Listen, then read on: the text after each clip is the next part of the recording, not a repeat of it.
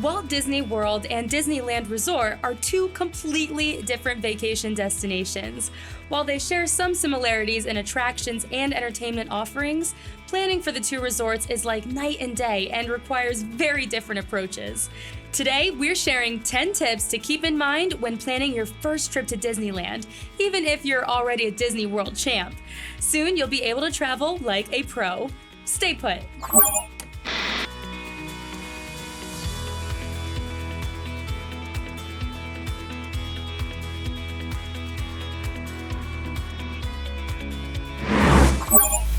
What's up, guys? Welcome to All Ears TV, the place to be if you need help planning your Disney trips.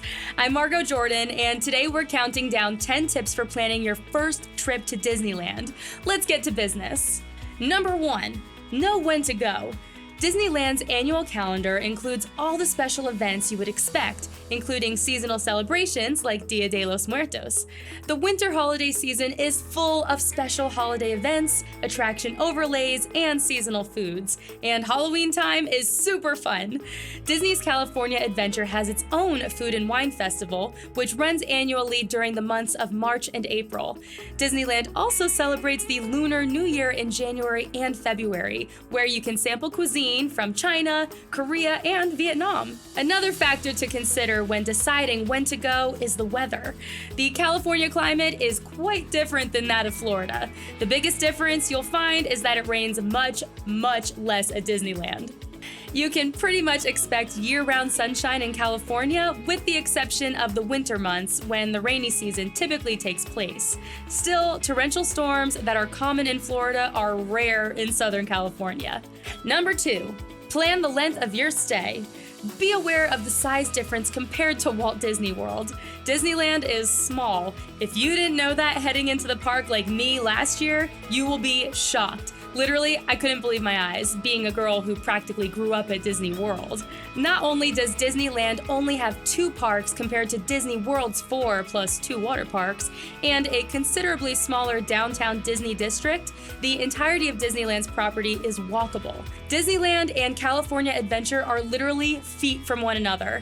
This makes park hopping incredibly easy, and you can easily do it all in just one day if you prioritize what you want to accomplish and the crowds cooperate.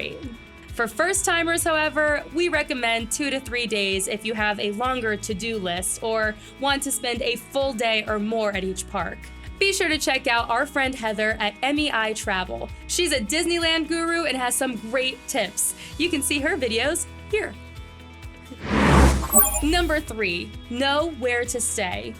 Disneyland has 3 resorts: Disneyland Hotel, the Grand Californian Hotel and Spa, and Paradise Pier Hotel. Each one offers its own unique design and amenities, and the pricing for each of these resorts is comparable to deluxe resorts at Disney World.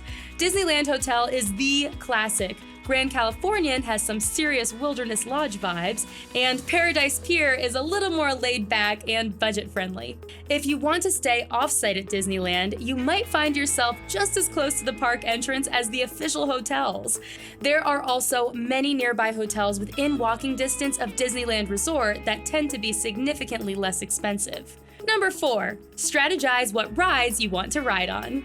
There are many Disney World attractions that you can also find on the West Coast. Classic attractions such as Splash Mountain, Space Mountain, Big Thunder Mountain Railroad, Haunted Mansion, and Pirates of the Caribbean all have Disneyland versions, of course with slight and not so slight variations. Ask a fan who's been to both US Disney parks and you'll likely learn that there are some distinct differences. Disneyland is also full of unique attractions you can't find over in Disney World, and some you won't find anywhere else. Heather checked out a few in this video here. If you have a full day or 2 in each park, you can likely hit everything on your list. If your whole trip is only a day or 2, however, you'll need to prioritize. Number 5, utilize MaxPass to ride them all. Since Disneyland still operates with paper FastPass for the most part, your FastPass selections can only be made that day. You'll need to visit a kiosk near the attraction in order to get a FastPass, unless you use MaxPass. MaxPass is a service you can add onto your park ticket via the Disneyland app. It costs $15 per ticket per day. It allows you to make FastPass selections right from your phone without the need to visit each attraction to obtain a return time. FastPass also comes with downloads of all PhotoPass pictures taken during your visit. If you do things the old-fashioned way or use MaxPass, you won't have to worry about making reservations for rides a month or two in advance. Both systems only offer same-day FastPass, so you can be a little more spontaneous at the West Coast Park. Number 6. Know where to eat. Disneyland has lots of restaurants in both parks, downtown Disney, and in the resorts. Just like FastPass, you don't need to plan as far out as you do in Disney World. However, we do recommend making a reservation ASAP for popular restaurants like Blue Bayou, Lamplight Lounge, Carthay Circle, Napa Rose, or Steakhouse 55. Don't forget to keep an eye out for some fantastic sweet treats at Jolly Holiday or specialty and seasonal churros. You'll find those at carts around both parks. Number 7, catch all the great shows and entertainment. The classic fan favorite, Fantasmic, can be found along Rivers of America. Disneyland also has a nightly fireworks spectacular that can be seen throughout the park. Of course, the best view is along Main Street, USA, but they have projections on It's a Small World as well as the castle. Unique to Disneyland are Frozen Live at the Hyperion and the nighttime spectacular World of Color, both in California Adventure. These shows are truly one of a kind. Number 8. Be sure to spend time in downtown Disney. Disneyland has a lively nighttime atmosphere in their downtown Disney district. Full of great dining options and shopping, you can easily step out of the parks for an hour or two and enjoy a delicious meal and some great people watching. Disneyland guests can dine at Ballast Point, Black Tap, Ralph Brennan's Jazz Kitchen, and Splitsville, just to name a few. Looking for a last-minute souvenir? Be sure to check out World of Disney. Number 9. Learn about the rich history in the parks. Disneyland is Walt's original theme park, and it's full of unique history that can't be found anywhere else in the world. If you want to be a Disneyland pro on your very first visit, be sure to read up about things such as Walt's apartment and the Disneyland Railroad. There are so many neat original aspects to the park that exist today that are worth taking a break during your day to soak in. And finally, number 10, the best part about Disneyland is that you really don't have to do much planning ahead of time. With all of the work that goes into planning a trip to Disney World, one of the benefits of going to Disneyland is that you have way more flexibility.